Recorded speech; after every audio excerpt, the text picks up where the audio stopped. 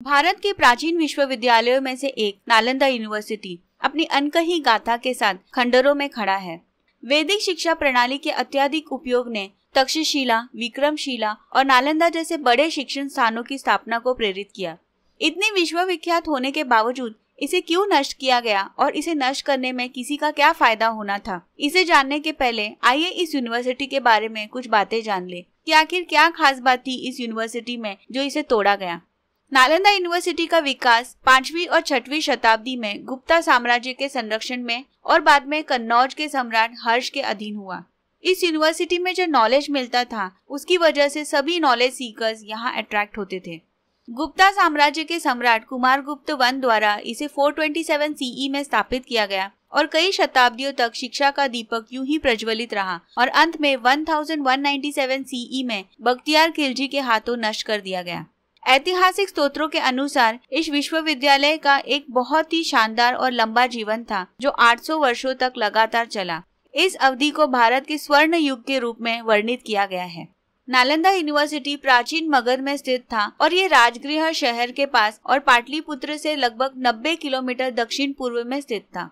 हालांकि ये mathematics, politics, astronomy, theology, philosophy, grammar, logic, medicine, arts और आर्ट ऑफ वॉर जैसे विभिन्न विषयों के अध्ययन के लिए एक प्रसिद्ध केंद्र बना हुआ था।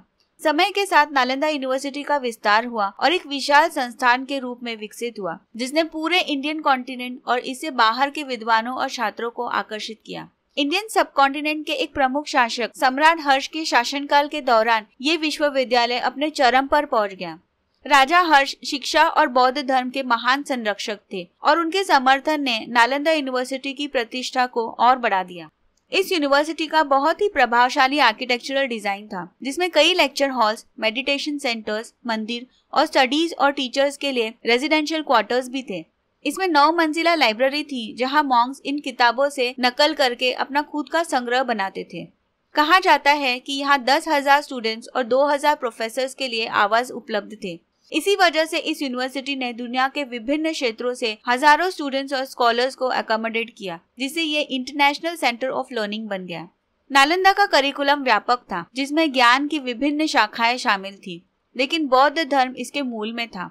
विश्वविद्यालय ने बौद्ध विचार के प्रसार और विकास में महत्वपूर्ण भूमिका निभाई, न केवल भारत में बल्कि China, Tibet, Korea, south east Asia और सेंट्रल एशिया से भी विद्वानों को आकर्षित किया। इन विद्वानों ने इस विश्वविद्यालय की वास्तुकला, माहौल और सीखने के बारे में कई रिकॉर्ड्स छोड़े, जिनमें से सबसे अच्छा विवरण चाइनीज स्कॉलर्स से प्राप्त हुए हैं और इनमें से सबसे प्रसिद्ध है हुआनजैंग, जो अपने साथ कई सारे धर्म ग्रंथों को ले गए और बाद में उनका चाइनीज लैंग्वेज में ट्रांसलेट किया गया। हुआनजैंग यहाँ से 657 संस्कृत ग्रंथ ले गए और फिर 7वीं शताब्दी में यीजिंग द्वारा 400 संस्कृत ग्रंथों को चाइना ले जाया गया, जिसने ईस्ट एशियन बौद्ध धर्म को प्रभावित किया। यहाँ रचित कई ग्रंथों ने वज्रयान और महायान बौद्ध धर्म के विकास में महत्वपूर्ण भूमिका निभाई है।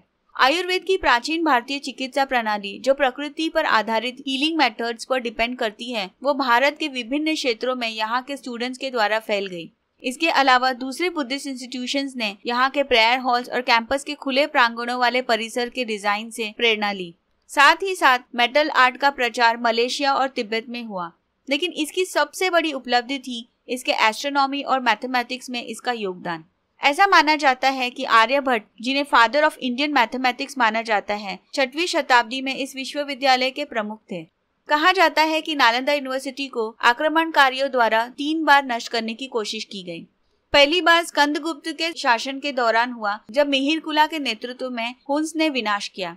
हालांकि स्कंदगुप्त के उत्तराधिकारियों ने एक बड़ी संरचना के साथ इसकी लाइब्रेरी का विस्तार करके इसका सुधार किया। दूसरी बार 7वीं शताब्दी की शुरुआत में गौदास द्वारा किया गया। उस समय राजा हर्षवर्धन ने इसका पुनर्निर्माण किया। इस पर सबसे विनाशकारी हमला 1193 में हुआ जब बख्तियार खिलजी के नेतृत्व में उसकी सेना ने प्राचीन नालंदा यूनिवर्सिटी को बर्बाद कर दिया। इस घटना ने अनगिनत धार्मिक ग्रंथों का नुकसान के कारण भारत में बौद्ध धर्म को एक महत्वपूर्ण झटका दिया। अफसोस की बात यह है कि इसके बाद ये यूनिवर्सिटी लंबे समय तक खंडर बना रहा। ये वो समय था जब भारत को सोने की चिड़िया कहा जाता था और इसी वजह से मुस्लिम आक्रमणकारी भारत आते थे।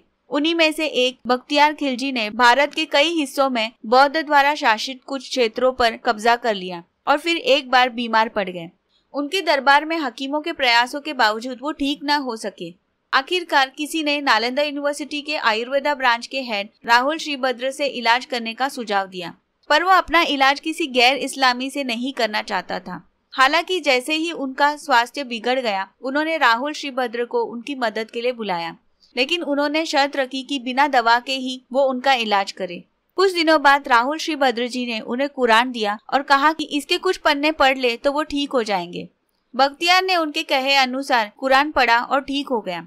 कहा जाता है कि राहुल श्रीभद्र ने कुरान के कुछ पन्नों पर दवा का लेप लगा दिया था। वो थूक के साथ उसे पढ़ता गया और ठीक हो गया। इस बात ने खिलजी को परेशान कर दिया कि उसके सारे हकीम नाकामयाब हो गए और एक हिंदुस्तानी वैद्य के पास इतना ज्ञान था। तब उसने इस ज्ञान के स्तोत्र को नष्ट करने की सोची। इसके बाद उसने नालंदा के प्रसिद्ध लाइब्रेरी में आग लगा दी, जिससे 9 मिलियन अमूल्य पांडुलिपियां नष्ट हो गई। कहा जाता है कि लाइब्रेरी में इतनी किताबें थी कि वे 3 महीने तक जलती रही। इसके अलावा उन आक्रमणकारियों ने विश्वविद्यालय के भीतर मॉन्क्स और स्कॉलर्स की भी बेरहमी से हत्या कर दी और वहां के मंदिरों और शैक्षणिक भवनों को आग लगा दी। नालंदा यूनिवर्सिटी का विनाश प्राचीन भारत में शिक्षा और ज्ञान के इतिहास में एक दुखद मोड़ था। इसके ग्रंथों, पांडुलिपियों और बौद्धिक खजाने के विशाल संग्रह के नुकसान ने ज्ञान के प्रसार के लिए एक बड़ा झटका दिया। एक समय की इस महान संस्था की याद ज्ञान को संरक्षित करने और संजोने तथा विभिन्न देशों में ज्ञान की खोज को बढ़ावा देने के महत्व की याद दिलाती है। सदियों बाद आज नालंदा यूनिवर्सिटी की विरासत को पुनर्जीवित करने का प्रयास किया गया। 2010 में एजुकेशन, ग्लोबल कोऑपरेशन और रिसर्च में इसके योगदान को बढ़ावा देने के लिए नालंदा यूनिवर्सिटी को भारत के बिहार में प्राचीन स्थल के पास फिर से स्थापित किया गया।